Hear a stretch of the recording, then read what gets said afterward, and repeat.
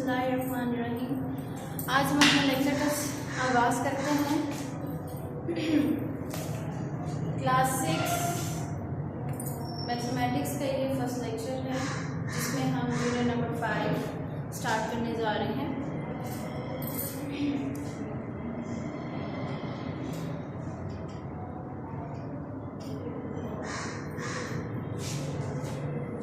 जी, unit number 5 जिसका name है simplification को आज हम एक्सप्लेन करेंगे कि सिंप्लीफिकेशन हम किसको कहते हैं। जी, सिंप्लीफिकेशन जो है वो हम अपने एक्सप्रेशंस के ऊपर अप्लाई कर सकते हैं। सिंप्लीफिकेशन जो है हम अपने एक्सप्रेशन के ऊपर अप्लाई कर सकते हैं। एक्सप्रेशन का मतलब है, अब एक्सप्रेशन क्या है? एक्सप्रेशन वो है जो वेरिएबल, कांस्टेंट और कुछ ऑपरेशन से मिलकर बनता है। एक्सप्रेशन क्या है? जो कि मुख्तलिफ वेरिएबल्स, कॉन्स्टेंट्स, कोफिशिएंट्स, ऑपरेशंस, इन सब को मिला के जो है आपका एक्सप्रेशन बनता है। अब उस एक्सप्रेशन के अंदर मौजूद ब्रैकेट्स हों या कोई एक्सप्रेशंस हों या कुछ भी, उसको हम सॉल्व करने के लिए हम सिंप्लीफिकेशन का रूल इस्तेमाल करते हैं। जी, सबसे पहले हम देखेंगे, आपके पास है यूनिट 5 सिंप्लीफिकेशन। सबसे पहले हमारे पास 4 ब्रैकेट्स होती हैं।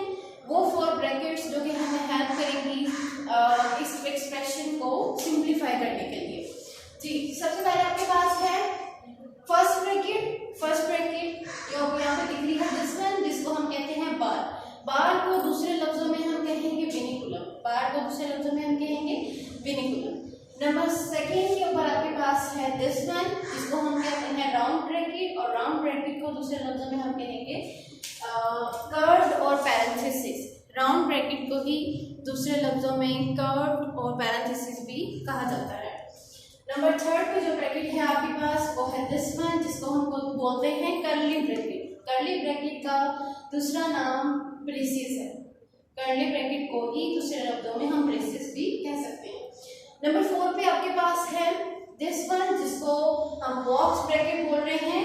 अगर आप देखें तो इसकी शेप भी कुछ बॉक्स टाइप की है। बॉक्स ब्रैकेट का दूसरा नाम है स्क्वायर ब्रैकेट।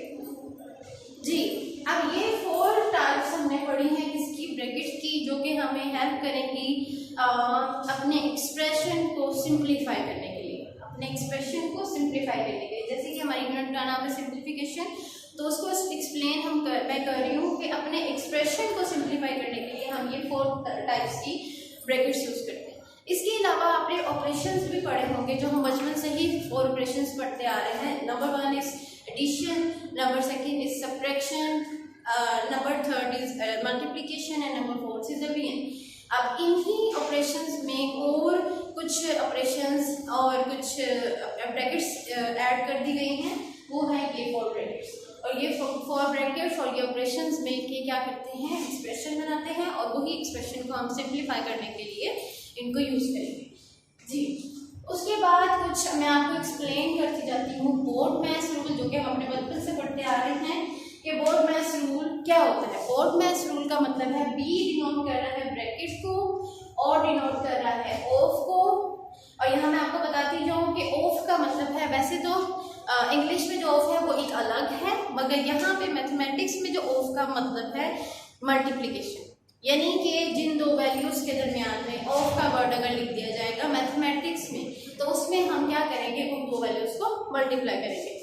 जी, साथ ही हमारे पास है डी डिनोट कर रहा है डिवीजन को, एम डिनोट कर रहा है मल्टीप्लिकेशन, ए डिनोट कर रहा है एडिशन, और एस डिनोट कर रहा है सब्ट्रैक्शन। ये 4 ब्रैकेट्स और ये रूल्स हम यूज करेंगे अपने एक्सप्रेशन को सिंप्लीफाई करने के लिए। सही है? होप सो कि आपको काफ़ी अच्छे से समझ आ गया होगा कि हम करना क्या चाह रहे हैं। जी, अब आपको मैं एग्जांपल देती हूँ, उस एग्जांपल के थ्रू आपको समझ आएगी कि हाँ जी, ये जो मैंने आपको रूल बताया है और जो मैंने आपको ये ब्रैकेट्स के नेम बताए हैं, ये ब्रैकेट्स कहाँ और किस तरह से यूज होंगे।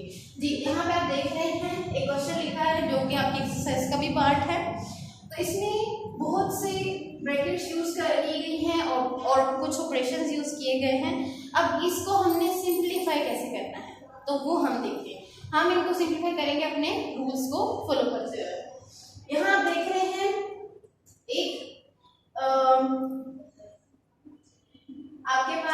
बॉक्स ब्रैकेट है, फिर आपके पास फिर साइंस है, कर्ली है, आपके पास राउंड ब्रैकेट है। अब इसमें से सबसे पहले सॉल्व कौन सा करना है, इसके लिए हमने बोर्ड-मैस रूल देखा। आपका बोर्ड-मैस रूल आपको बताता है कि सबसे पहले आपने ब्रैकेट यूज करनी है। अब कौन सी ब्रैकेट यूज करनी है ये हम आपको पहले बता चुके हैं कि अगर विनिंग कॉलम होगा आपके क्वेश्चन में और ये फिर राउंड होगी, फिर कर्ली ब्रैकेट होगी, फिर बॉक्स होगा, तो सबसे पहले इन चारों में से आपने विनिंग कॉलम यूज करना है।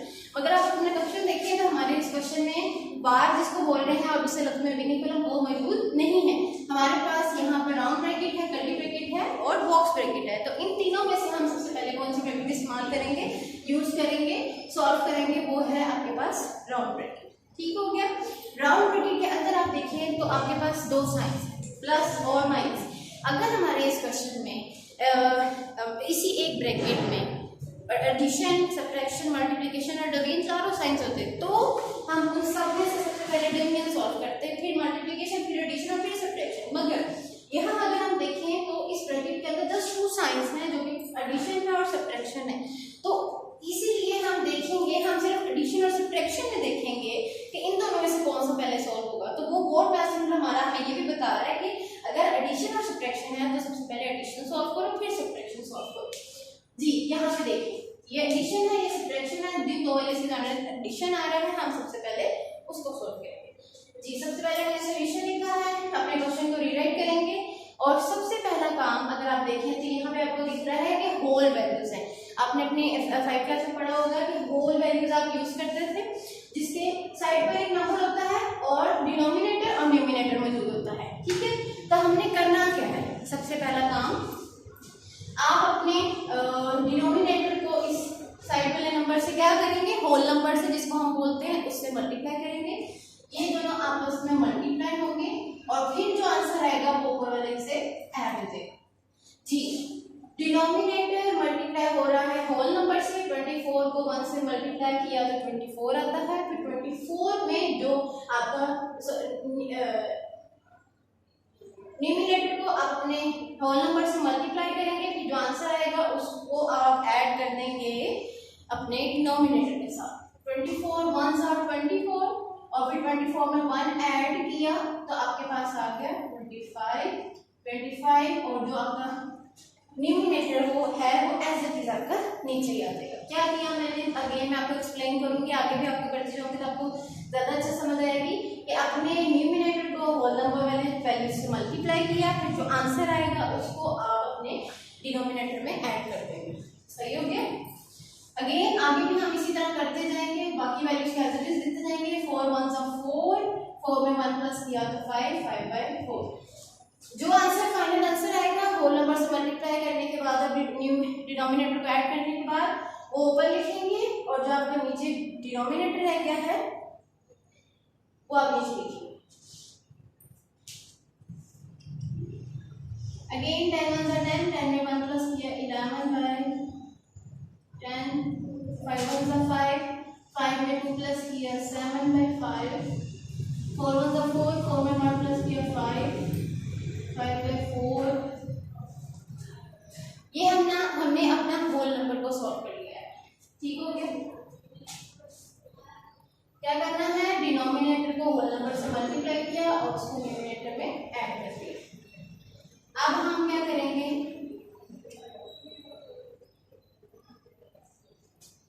आप अपने राउंड ब्रैकेट को सॉल्व करेंगे। राउंड ब्रैकेट के अंदर सबसे पहले जैसे मैंने बताया सबसे पहले एडिशन सॉल्व होगा। ये हमारे पास दो होल वैल्यूज है, जब दो होल वैल्यूज के सेंटर में एडिशन या सब्ट्रैक्शन का साइन आता है तो हम उसको एलसीएम के थ्रू सॉल्व करते हैं। हमने उनके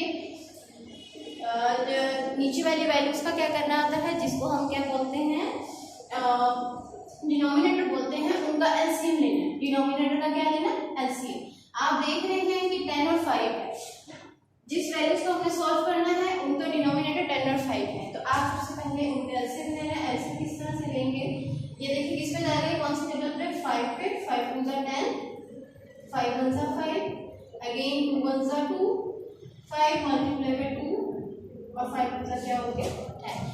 आपके पास 10 और 5 का एलसीएम क्या आया है 10, आप लिखेंगे 10। ठीक है, उसके बाद आपको देखना है कि 10 इस 10 के टेबल, इस डिनोमिनेटर के इस 10 की टेबल में 10 कहाँ आता है, तो आपको पता है कि 10 की टेबल में 10 1 पे आता है, तो उसको उसके ऊपर वाली वैल्यू से क्या करते हैं, मल्टीप्लाई करते हैं। फिर 5 की टेबल में देखें 10 कहाँ आ रहा है, 5 की टेबल में 10 2 पर आता है, तो 2 को इसकी ऊपर वाली वैल्यू से 5 के ऊपर वाली वैल्यू से मल्टीप्लाई करते हैं। अब अगेन जो आगे वैल्यू है उसको एज इट इज लिख दें। अब 11 11 हो गया प्लस 7 2 14, ठीक हो गया। अब आप इसको क्या करेंगे,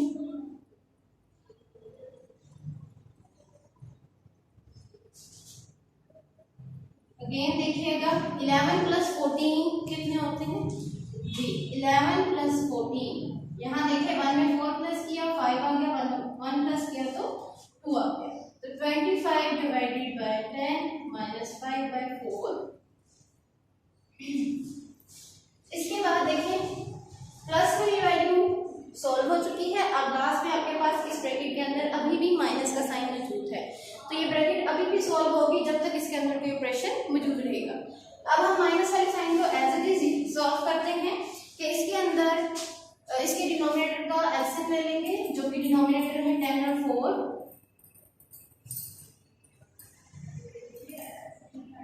10 और 4 का एलसीएम लेंगे तो ये 2 पे जाएगा, 2 5 जा 10, 2 2 जा 4, अगेन 2 पे कर रहे हैं, 2 1 जा 2, 5 1 जा 5। अब आप इनको मल्टीप्लाई कर लें, 2 2 जा 4 होता है, 4 5 जा 20, तो आपके पास 10 और 4 का एलसीएम क्या आया है 20। तो हम यहाँ लिखेंगे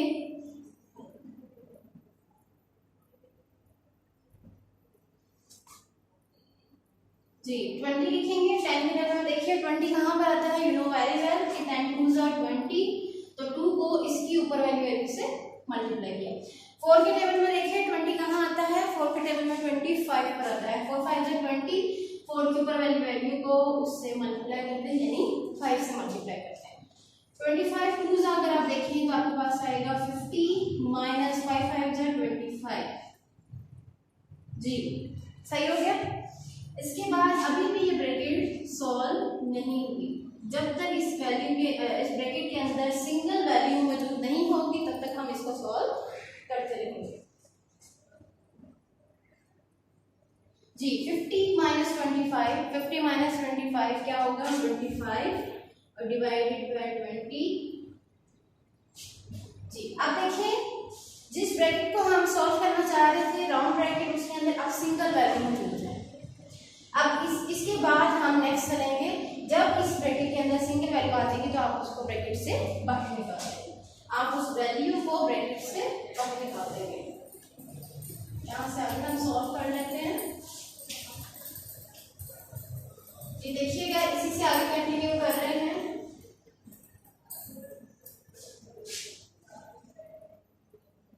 divided by 24 again divided by 5 by 4 multiply 25 divided by 2। देखिए नेक्स्ट ब्रैकेट हमारी एक ब्रैकेट सॉल्व हो चुकी है। नेक्स्ट आपके पास आ गई है कर्ली ब्रैकेट। जैसे कि मैंने बोला कि हम step by step left to right, हमेशा आपने जब भी किसी एक्सप्रेशन को सिंप्लीफाई करना है तो आपने लेफ्ट टू राइट चलना है। ये लेफ्ट टू राइट, यहाँ से हम शुरू करेंगे सॉल्व करते हुए एंड तक राइट तक जाएंगे जी। आप देख रहे हैं कर्ली ब्रैकेट के अंदर जस्ट वन आपके पास एक्सप्रेशन ऑपरेशन है जो कि मल्टीप्लिकेशन है जी। मल्टीप्लिकेशन को हम सॉल्व करते हैं, यू नो वेरी वेल, जब टू वैल्यूज के दरमियान वैल्यूज के दरमियान मल्टीप्लिकेशन आ जाएगा तो आपने उसकी कटिंग करनी है। और दूसरी बात, जब ये है ही फ्रैक्शनल वैल्यूज हैं, ये दोनों क्या है जो डिनोमिनेटर और न्यूमिनेटर पे कंसिस्ट हो वो फ्रैक्शनल वैल्यूज कहलाती है। इन दोनों के दरमियान में जब मल्टीप्लिकेशन होगा तो आप क्या करेंगे, उनकी कटिंग करेंगे। यू नो वेरी वेल कि किस तरह से कटिंग करेंगे। आप टेबल देखेंगे 5 1 जा 5, 5 4 जा 20, सही हो गया। इसके बाद यहाँ पे 4 के टेबल में 25 नहीं आता, सो हम इसको कट नहीं कर सकते, इतनी ही कटिंग होती है। नेक्स्ट करेंगे आपके पास रहा 1/4 मल्टीप्लाई 25 डिवाइडेड बाय 4 जी। अब यहाँ कटिंग नहीं होती है, सो हम वैल्यूज को क्या कर देंगे, बिल्कुल आमने सामने दोनों वैल्यूज को आप क्या कर देंगे, मल्टीप्लाई कर देंगे।